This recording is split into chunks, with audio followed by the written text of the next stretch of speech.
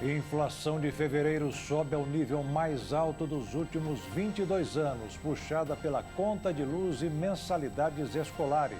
Lançado empréstimo consignado para quem tem registro em carteira, MEI, trabalhador rural ou doméstico. Entra em vigor a taxa de 25% sobre as exportações de aço e alumínio do Brasil para os Estados Unidos. Divulgadas regras para a declaração do imposto de renda, que poderá ser entregue a partir de segunda-feira. Delegação dos Estados Unidos vai à Rússia tentar fechar acordo de cessar fogo do país com a Ucrânia. Subsecretário de Administração da Prefeitura do Rio de Janeiro é afastado do cargo por suspeita de vender laudos a detentos. Para quem gosta de acompanhar a vida das aves, a alternativa é um parque com mais de 400 espécies. E a paixão de uma artesã é o biscuit, que mudou muito e atualmente não se limita aos ímãs de geladeira. É agora no Jornal das 22.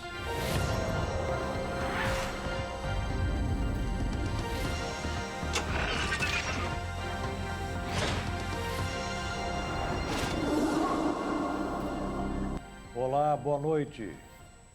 O governo abriu hoje uma nova modalidade de empréstimos aos trabalhadores. É o consignado a quem tem registro em carteira, MEIs, domésticos e rurais. A intenção é liberar recursos com juros mais baixos. O governo federal instituiu uma nova linha de crédito voltada a trabalhadores da iniciativa privada.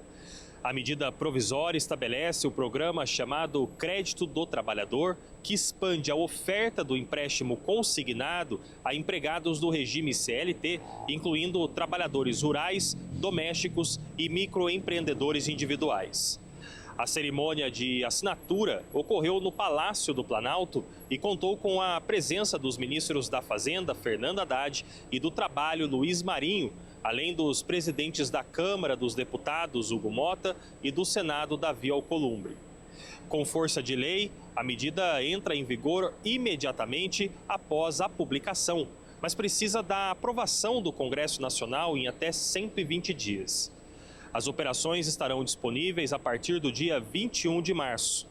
A iniciativa faz parte da estratégia do governo para impulsionar a economia e enfrentar desafios apontados em pesquisas de opinião que indicam a insatisfação da população com a situação econômica.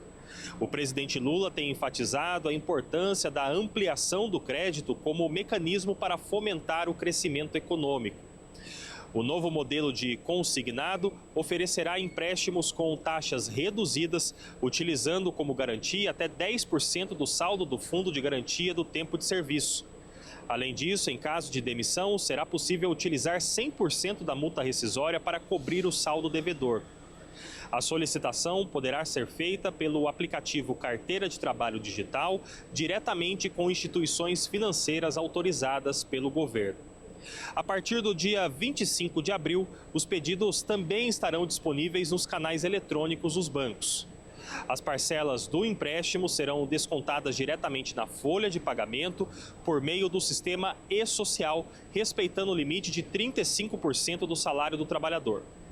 O governo federal afirma que essa medida possibilitará a oferta de juros menores em comparação aos consignados convencionais. Segundo estimativas da Confederação Brasileira de Bancos, cerca de 19 milhões de trabalhadores poderão aderir ao programa, o que pode movimentar aproximadamente 120 bilhões de reais em contratos de crédito. A temporada de declaração do Imposto de Renda de 2025 começou. Todos os anos, milhões de brasileiros precisam informar à Receita Federal toda a renda, bens e investimentos que acumularam ao longo dos 12 meses do ano anterior. A Receita Federal recebeu 45.481.689 declarações do imposto de renda retido na fonte em 2024, com o ano base em 2023. A Receita arrecadou cerca de 52 bilhões e 800 milhões de reais. É com a declaração do imposto de renda que a Receita consegue acompanhar a evolução do seu patrimônio e verificar se você pagou imposto há mais ou menos o período. Por isso, é importante se preparar para o período de declaração do Imposto de Renda 2025. É comum que a declaração do imposto de renda cause alguma ansiedade, porque ela pode ser um pouco complicada para quem não entende do assunto ou para quem vai declarar pela primeira vez. Hoje, a Secretaria da Receita Federal anunciou as regras do Imposto de Renda 2025, ano base 2024, que a declaração pré-preenchida começará a ser recebida somente no dia 1º de abril. No ano passado, 17.890.000 declarações foram entregues por meio do formato pré-preenchido. Neste ano, o fisco espera receber 26.330.000 declarações por meio desse formato. A modalidade pré-preenchida é exclusiva aos contribuintes que tenham conta ouro ou prata no gov.br, o que representa 84% dos declarantes do IR neste ano. Na declaração pré-preenchida, a Receita Federal mostra ao contribuinte informações de rendimentos, deduções, bens e direitos e dívidas e ônus reais, que são carregadas automaticamente sem a necessidade de digitação. Quem optar pela declaração pré-preenchida verá apenas informações básicas em 17 de março. O restante das informações que o fisco costuma prestar aos contribuintes na declaração pré-preenchida do imposto de renda, como rendimentos e recibos médicos, por exemplo, estará liberado somente no começo de abril.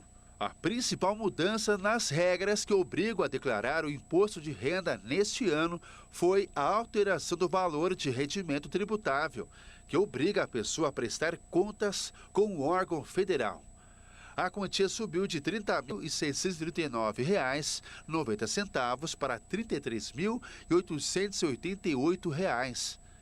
Esses rendimentos são os valores recebidos de salários, aluguéis recebidos, aposentadorias e pensões do INSS. O prazo para a entrega do imposto de renda se inicia no próximo dia 17 de março e vai até o dia 30 de maio. A taxa de desmatamento na Amazônia caiu mais de 60% em fevereiro. Segundo o Instituto Nacional de Pesquisas Espaciais, a queda dos alertas sobre o problema no mês passado foi histórico. De acordo com dados mais recentes do INPE, foram registrados 81 quilômetros quadrados de áreas desmatadas em fevereiro deste ano, o menor índice para o mês desde o início da série histórica em 2016. O número é semelhante à extensão territorial do município de Vitória, no Espírito Santo, a menor capital do Brasil em área. A taxa representa também uma queda expressiva de 64% em relação ao mesmo mês de 2024, quando foram detectados 227 quilômetros quadrados de desmatamento. E segundo os números do Sistema de Detecção de Desmatamento em Tempo Real, a redução do desmate é ainda mais significativa quando comparada ao pico registrado em fevereiro de 2023, quando 322 quilômetros quadrados foram desmatados, uma diminuição de quase 75%. Já quando levamos em conta os dados do último mês distribuídos por estados, o Mato Grosso lidera com 29 quilômetros quadrados desmatados, seguido por Roraima com 18, o Pará com 15 e Amazonas com 11 quilômetros quadrados. O governo federal atribui a queda do desmatamento a um conjunto de medidas intensificadas nos últimos meses, como o aumento da fiscalização, o combate a crimes ambientais e o fortalecimento de políticas de preservação. Choveu forte durante toda a tarde na capital paulista. A tempestade provocou a morte de um taxista quando o carro que dirigia foi atingido pela queda de uma árvore.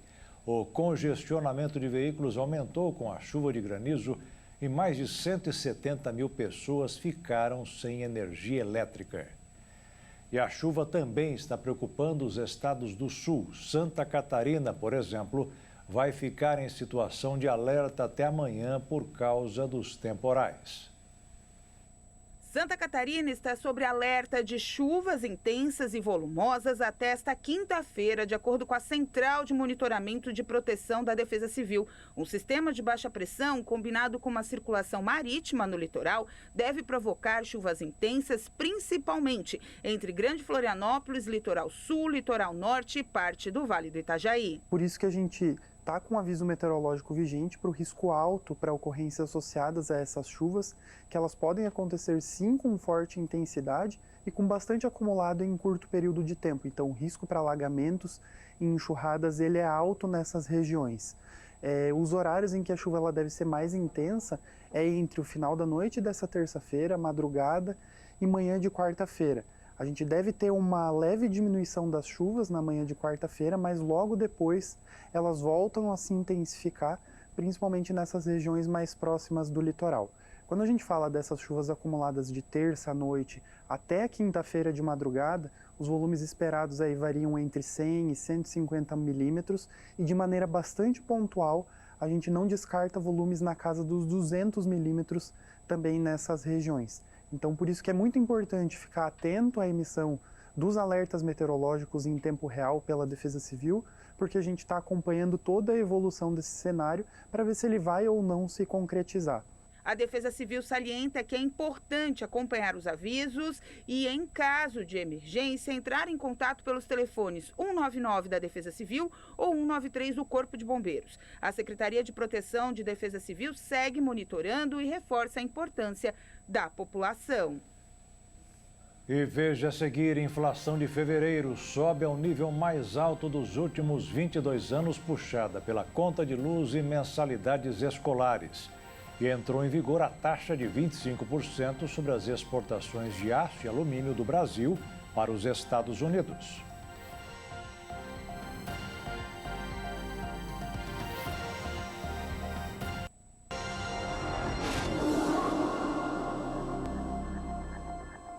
Entrou em vigor hoje a taxa de 25% que os Estados Unidos aplicaram sobre as importações de aço e alumínio do Brasil.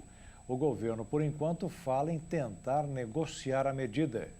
As tarifas de 25% sobre aço e alumínio importados pelos Estados Unidos passaram a vigorar nesta quarta-feira. A decisão, anunciada anteriormente pelo governo americano, não prevê exceções ou isenções, impactando diretamente a exportação de produtos brasileiros para o mercado norte-americano. Diante desse cenário, o governo brasileiro iniciou discussões internas para avaliar os efeitos da medida e possíveis alternativas. Reuniões foram programadas no Itamaraty, no Ministério do Desenvolvimento, Indústria, Comércio e Serviços, com participação de autoridades e representantes do setor siderúrgico. O ministro da Fazenda, Fernando Haddad, também se encontrou com empresários da área para tratar do assunto. Atualmente, o Brasil é um dos maiores exportadores de aço para os Estados Unidos. Cerca de 90% das vendas brasileiras para o mercado americano são de produtos semi-acabados, como blocos e placas, que são processados pelas siderúrgicas norte-americanas e utilizados em diversos setores, incluindo a fabricação de automóveis e eletrodomésticos. A medida adotada pelos Estados Unidos elimina o regime anterior de cotas que permitia a importação de um volume determinado sem aplicação da tarifa. Agora, todo o aço e alumínio exportado pelo Brasil estará sujeito à taxação. Segundo dados do governo dos Estados Unidos, em 2023, o Brasil foi o segundo maior fornecedor de aço para o país, responsável por 16% do volume total importado, atrás apenas do Canadá. O impacto da nova taxação também gera preocupação entre as siderúrgicas brasileiras, especialmente as que possuem operações voltadas para a exportação ao mercado norte-americano. No setor de alumínio, a Companhia Brasileira de Alumínio é uma das mais afetadas, embora o volume exportado seja menor em comparação ao aço. O governo brasileiro mantém uma postura cautelosa e pretende continuar as negociações com os Estados Unidos. O vice-presidente e ministro do Desenvolvimento, Indústria e Comércio, Geraldo Alckmin, está à frente das tratativas e tem buscado diálogo com representantes do governo americano. O Brasil argumenta que o aço semi-acabado exportado para os Estados Unidos é essencial para a produção local e que a medida pode gerar impactos inflacionários no mercado americano. O setor siderúrgico dos Estados Unidos, embora seja um dos maiores do mundo, não produz placas suficientes para atender a demanda interna, dependendo da importação de diversos países, incluindo o Brasil, Canadá e México. Ainda assim, grandes siderúrgicas americanas pressionam o governo a manter as tarifas, buscando proteção para a indústria nacional. Além das tratativas em andamento, o governo brasileiro ainda não anunciou possíveis medidas de retaliação. Países da União Europeia, por outro lado, já declararam que vão renovar tarifas sobre produtos americanos em resposta à política de taxação imposta pelos Estados Unidos. O comércio siderúrgico entre Brasil e Estados Unidos historicamente favorece os americanos. Enquanto o Brasil exporta majoritariamente aço semiacabado de menor valor agregado, as importações brasileiras incluem insumos como carvão metalúrgico e equipamentos industriais de alto valor. Segundo José Luiz Oreiro, professor do Departamento de Economia da UNB, caso a taxação se mantenha, a indústria brasileira pode enfrentar desafios significativos para manter sua participação no mercado americano. Uma parte do problema vai ser resolvido pelo câmbio, tá? Na medida que o governo norte-americano impõe sanções, impõe novas tarifas de exportação sobre o Brasil, deve haver alguma desvalorização do real frente ao dólar, que pode, em parte, compensar esse aumento das tarifas de importação dos Estados Unidos. Mas vai ser fundamental a atuação do Banco Nacional de Desenvolvimento Econômico e Social, fornecendo linhas de crédito a juros mais baixos para que a indústria brasileira consiga se financiar a um custo mais baixo e assim se manter competitiva no mercado americano. A União Europeia também foi atingida pela taxação de 25% e decidiu reagir. Vários produtos dos Estados Unidos também vão pagar imposto para entrar no território europeu. De acordo com o ministro de Finanças, a medida retaliatória do Canadá será aplicada a produtos de aço e alumínio dos Estados Unidos, bem como a bens de consumo, como computadores e artigos esportivos. Os novos encargos igualam os impostos americanos dólar por dólar e entrarão em vigor na quinta-feira. No total, as tarifas canadenses afetarão de início 12 bilhões e 600 milhões de dólares canadenses em produtos de aço, alumínio e outros bens. Nesta quarta-feira, em mais um capítulo da guerra comercial global, a União Europeia anunciou represálias contra as tarifas sobre metais impostas por Donald Trump, aplicando impostos sobre 26 bilhões de euros em produtos dos Estados Unidos a partir de 1º de abril.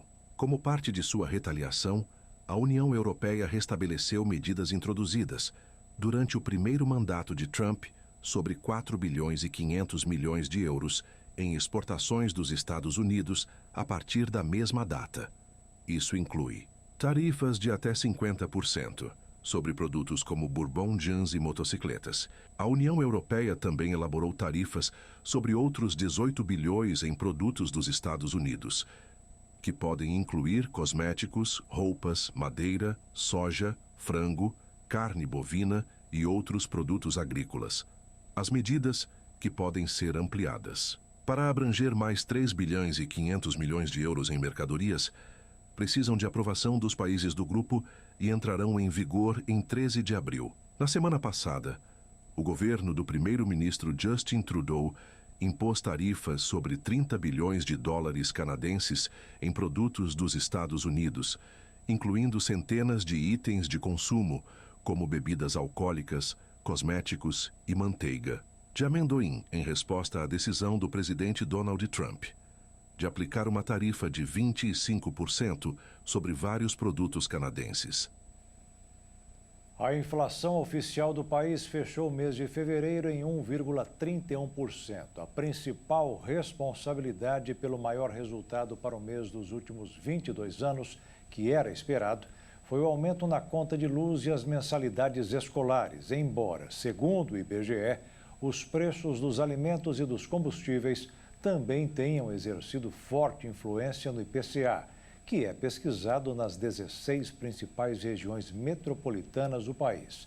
No acumulado em 12 meses, o índice está em 5,06%, acima do teto da meta. A guerra tarifária do presidente dos Estados Unidos, Donald Trump, e a inflação de fevereiro dominaram as discussões de hoje no mercado financeiro. Mas os dois assuntos não provocaram pânico nos operadores, tanto que o dólar ficou estável, cotado em R$ 5,80, e a Bolsa de Valores terminou o pregão com leve alta, de 0,29% aos 123.864 pontos. O Tribunal de Justiça de São Paulo suspendeu o processo de privatização das escolas estaduais e anulou os leilões realizados pelo governo de Tarcísio de Freitas. A decisão do juiz Manuel Fonseca Pires aponta que a concessão para a iniciativa privada compromete a autonomia pedagógica e a gestão democrática da educação. A medida atendeu a um pedido do Sindicato dos Professores. O governo paulista havia firmado parcerias público-privadas para entregar a administração de 33 escolas a 2 consórcios por 25 anos. A Procuradoria-Geral do Estado deve recorrer da decisão. Para quem gosta de ler e ter livros que já não quer mais ou tem livros didáticos ocupando espaço e não sabe o que fazer com eles, pode doar para alguém que precisa. Já era para ter terminado, mas devido ao sucesso, a campanha de arrecadação de livros da Agência de Regulação do Estado foi prorrogada. De início, a campanha iria de 10 de fevereiro a 10 de março, mas por conta de uma série de pedidos, até dos nossos parceiros que têm pontos estratégicos arrecadando, nós decidimos prorrogar até o dia 25 de março. Essa é a primeira vez que a agência realiza uma campanha do tipo para estimular a leitura. E a ideia nasceu dentro da própria instituição, com um servidor leitor. Quando você coloca no lixo, o livro ele vai para reciclagem, ele não vai para reutilização. Então veio essa ideia desse servidor e nós construímos uma campanha integrada com vários parceiros para que a gente pudesse arrecadar e reutilizar esses livros, repassar para as pessoas que efetivamente vão utilizar, que vão fazer a leitura. Tem vários livros da academia para as pessoas que fazem faculdade e de repente estão precisando daquele livro. E o livro, ele é um produto caro, o livro não é um produto tão acessível hoje. Para se ter uma ideia da adesão do público à campanha, em apenas 30 dias, mais de 2.000 exemplares já foram doados só aqui em Campo Grande. São obras de diversos gêneros, passando pelo romance, ficção, até chegar aqui nos grandes clássicos da literatura infantil. O espaço reservado aos livros já está ficando pequeno e mais parece uma biblioteca. Parte dele será destinada ao acervo da Gibiteca. Já o restante vai para unidades da Universidade Estadual.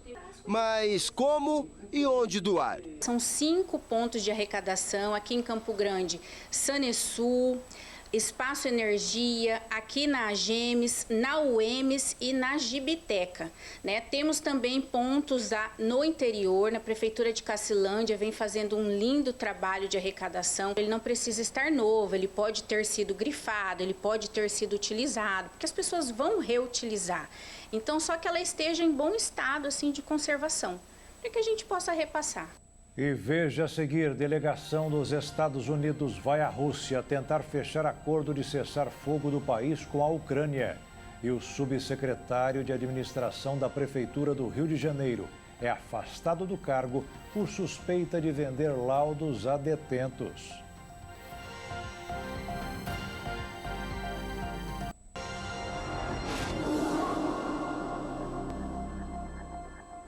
O subsecretário de administração da Prefeitura do Rio de Janeiro foi afastado do cargo. A medida foi determinada pela Justiça porque ele é acusado de vender sentenças para facilitar a vida de detentos.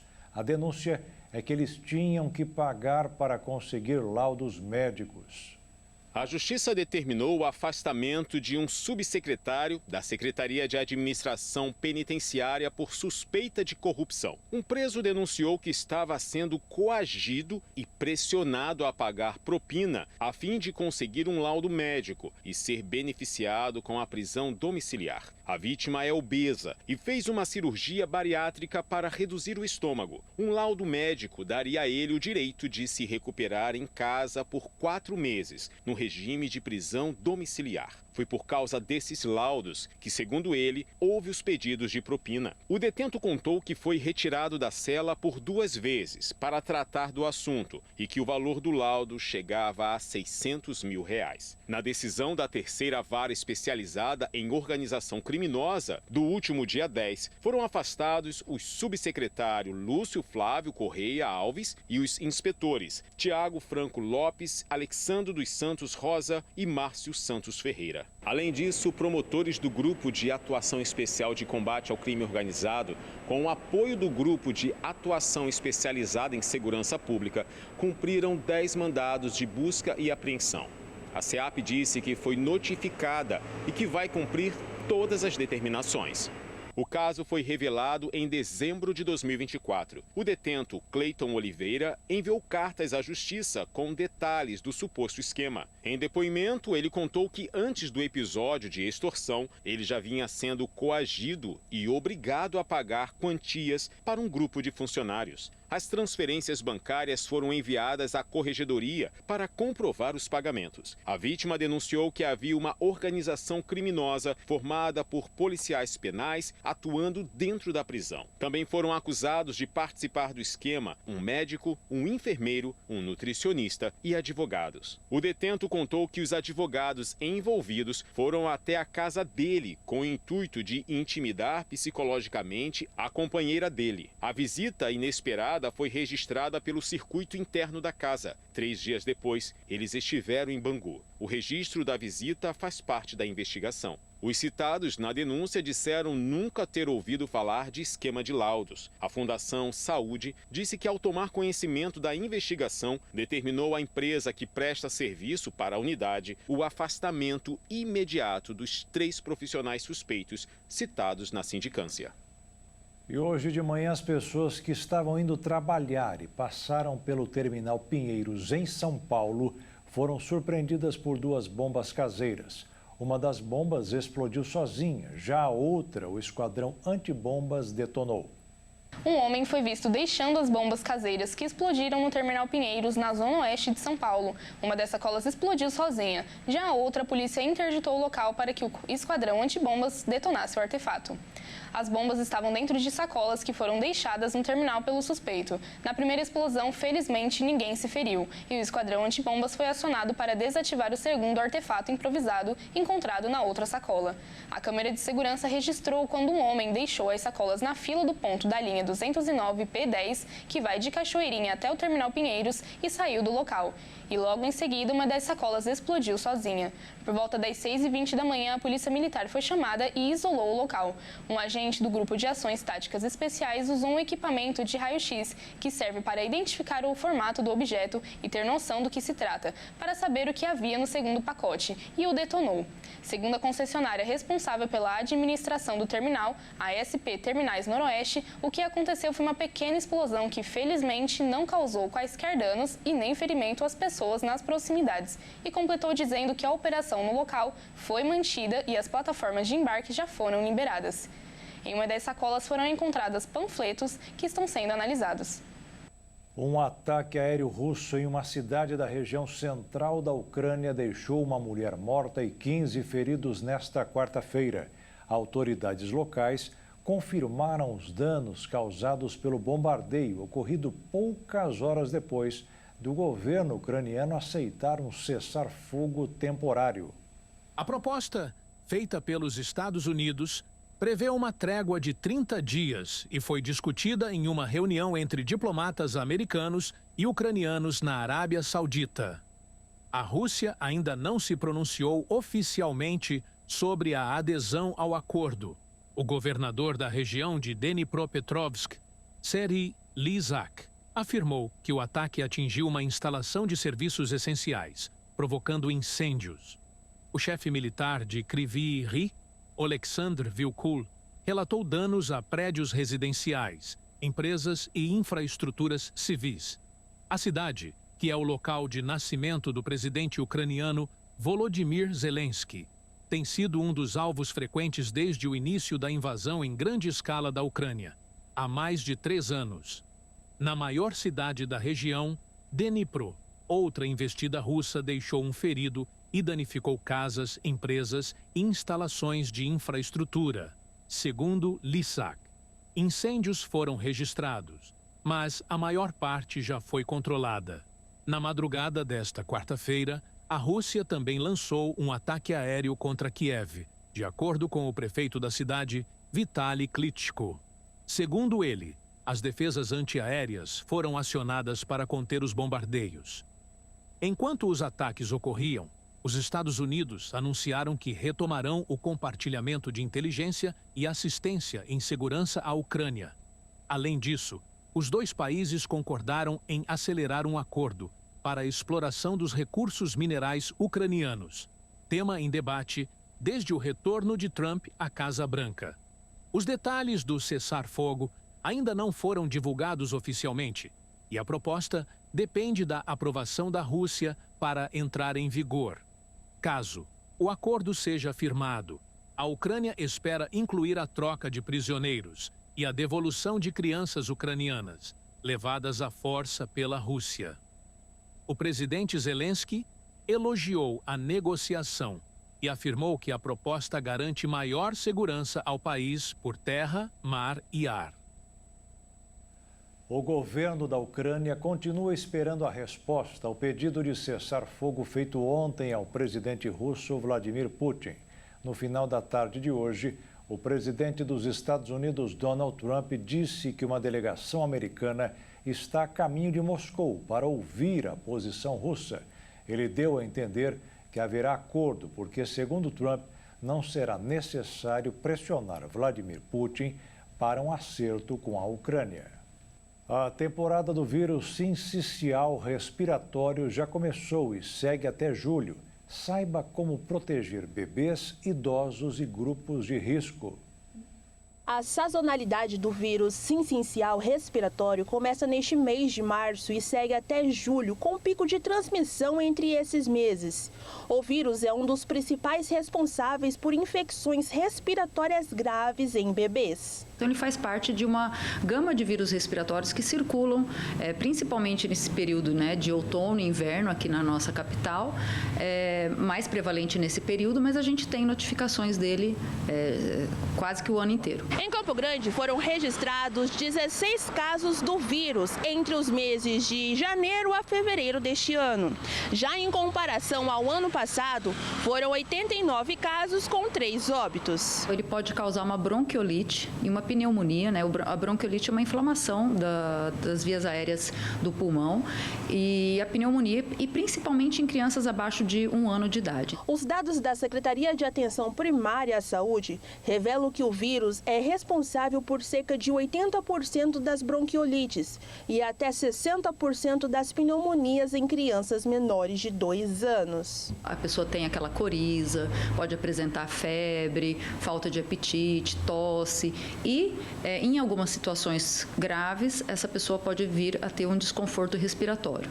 E nesses casos, né, precisa realmente procurar uma unidade de pronto atendimento, porque muitas vezes aquele bebê ou aquela pessoa possa vir a precisar de um suporte de oxigênio. Para a prevenção do vírus nas crianças e para os idosos, a Secretaria Municipal de Saúde orienta para alguns cuidados com os pequenos, como, por exemplo, evitar aglomerações. O risco do vírus sincicial realmente é abaixo de 1 ano, então a gente precisa garantir a segurança desses bebês, que alguns deles até estão em casa, não estão nem em creche. Mas se estiverem em creche, procurar evitar de levar, se o seu filho estiver com sintoma respiratório, para a gente evitar a transmissão para outras crianças. A gente sabe que na faixa etária abaixo de 1 ano é difícil colocar máscara, então é bom evitar de levar esse bebê na creche. Caso isso não seja possível, avisar a creche, principalmente que esse bebê está doente.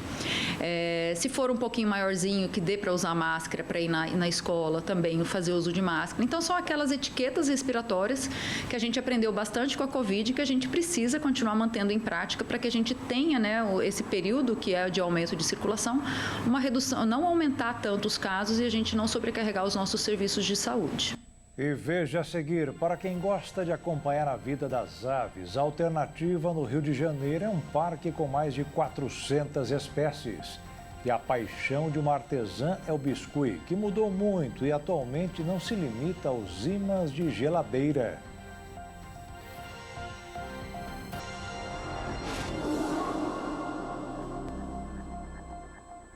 Uma pesquisa científica concluiu que a hidroginástica é a melhor alternativa para quem tem dificuldade para perder peso. Em apenas 3 meses, os participantes reduziram as medidas e melhoraram o condicionamento físico.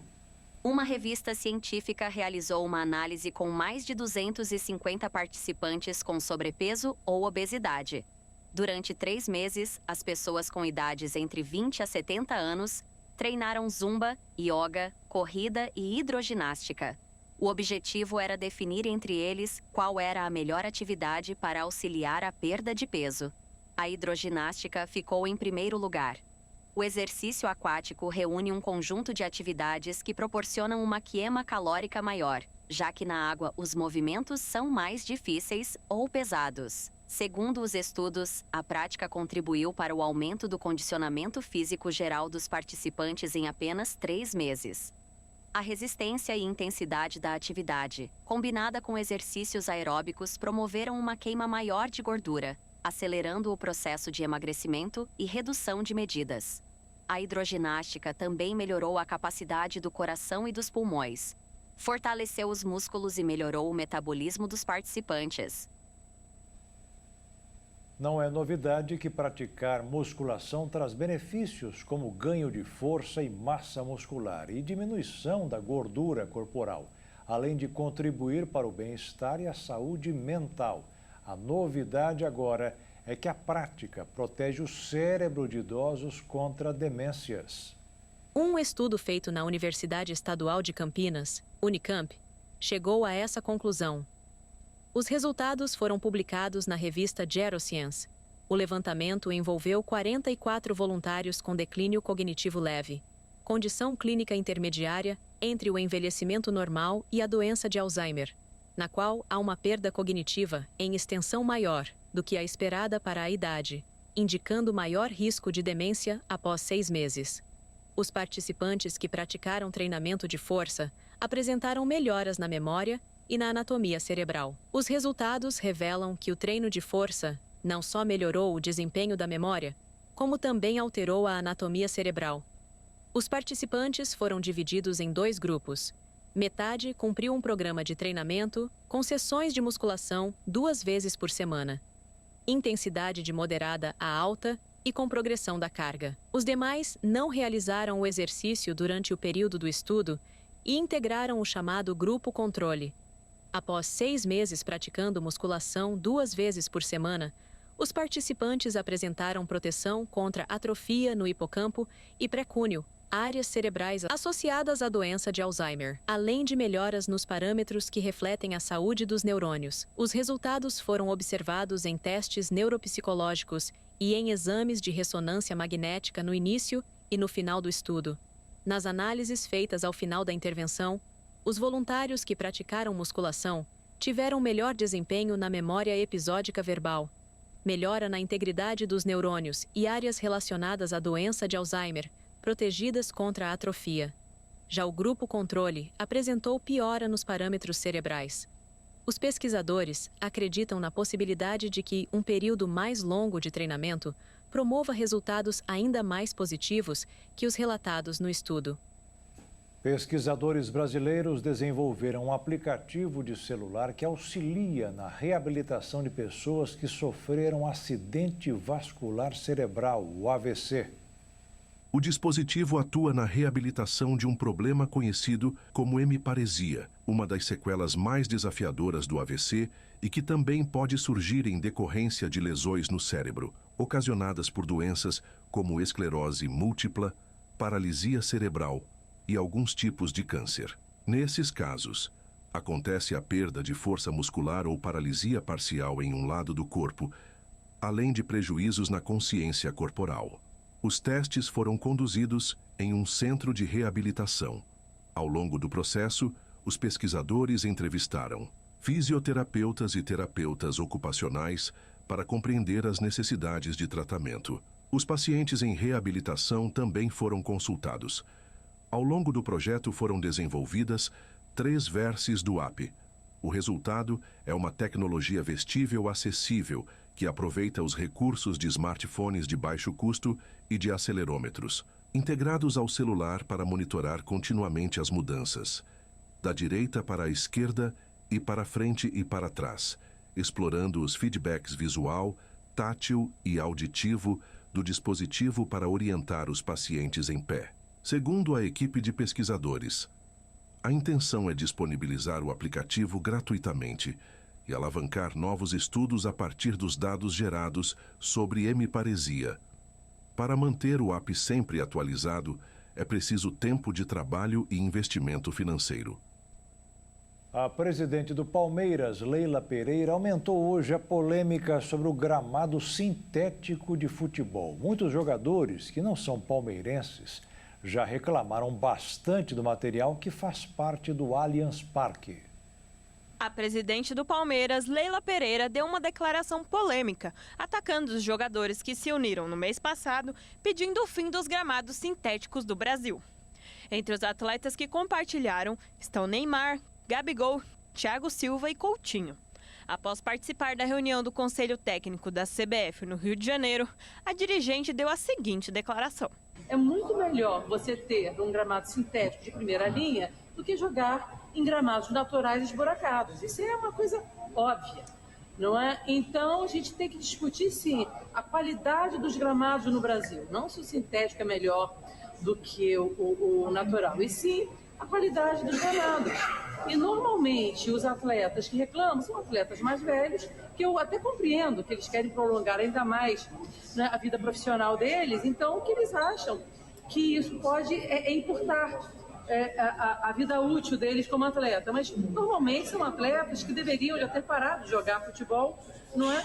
Ao invés de ficar reclamando do gramado. Levando em conta que, no Brasil, a realidade é outra. Se os gramados europeus são tão bons, ótimo, fiquem lá, não venham para cá. O gramado sintético foi um dos temas discutidos no encontro desta quarta na sede da CBF. O Palmeiras está entre os 6 clubes eleitos para formar o conselho que vai estudar a fundo o tema ao longo de 2025. Na postagem, os jogadores pedem o fim do gramado sintético no Brasil, criticam os rumos que o futebol brasileiro está tomando e pedem que os jogadores sejam mais ouvidos. As pessoas interessadas em entrar em contato com a natureza ou estudar a vida dos pássaros têm um lugar especial no Rio de Janeiro. É o Parque Estadual Cunhambebe, um dos principais refúgios naturais do estado. Localizado na Costa Verde do Rio de Janeiro, o Parque Estadual Cunhambebe é um dos principais refúgios naturais do estado, atraindo observadores de aves e turistas em busca de contato com a natureza.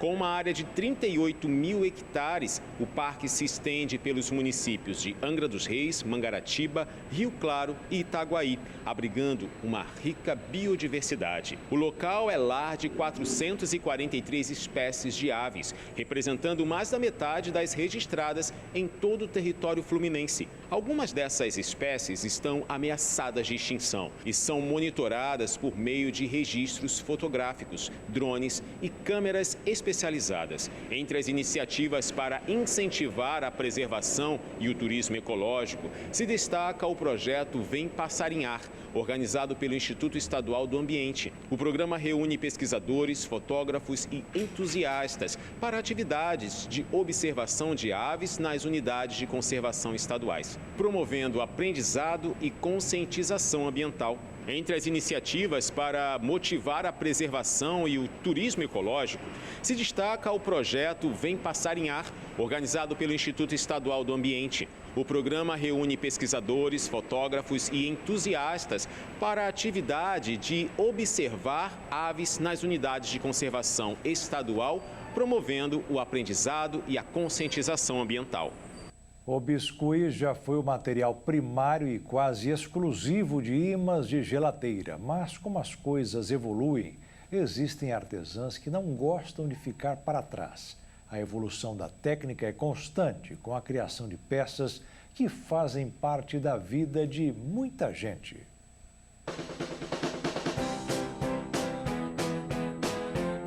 No início, Carla fabricava a própria massa, misturando cola e amido de milho. Os primeiros passos foram com revistas de artesanato, mas hoje, com a internet, o acesso a técnicas se tornou mais fácil. comecei há 20 anos com o biscuit. E aí eu me apaixonei pelo biscuit através da minha tia, que ela fazia lembrancinhas, fazia uns bonequinhos. E aí eu comecei também aos pouquinhos. Antigamente a gente não tinha massa pronta, então a gente tinha que fabricar massa. Era todo um processo, todo trabalhoso para fazer. E hoje em dia a gente aprende mais, né? Antigamente era só revista, que a gente dava uma olhadinha em revista. Hoje em dia já não tem nem mais tanta revista com essas técnicas. Há alguns anos era comum ver nas geladeiras enfeites feitos de biscuit.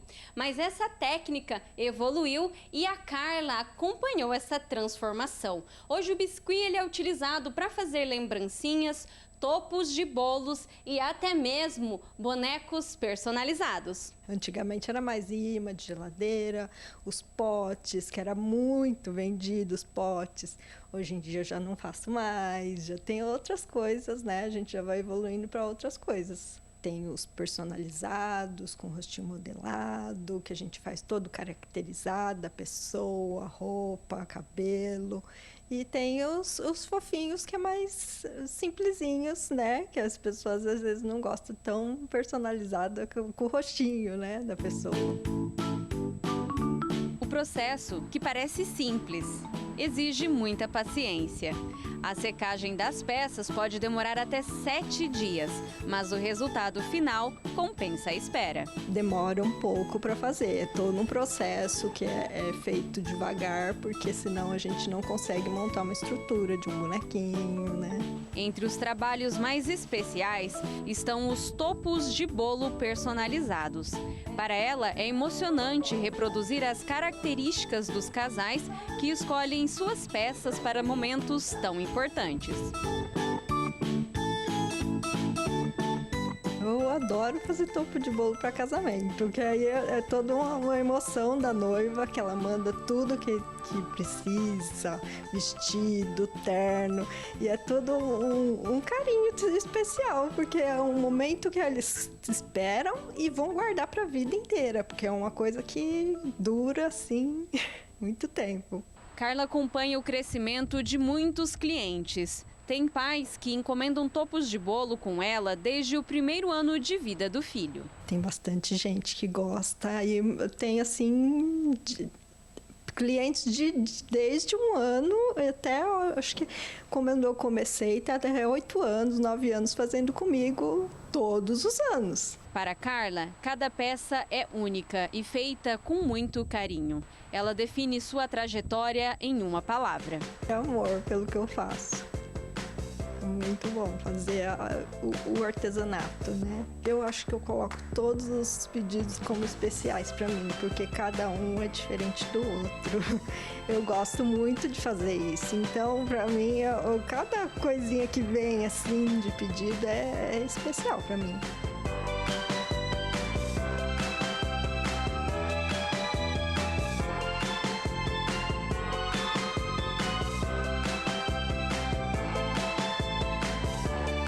Olha aí, Oswaldinho, fui eu que fiz.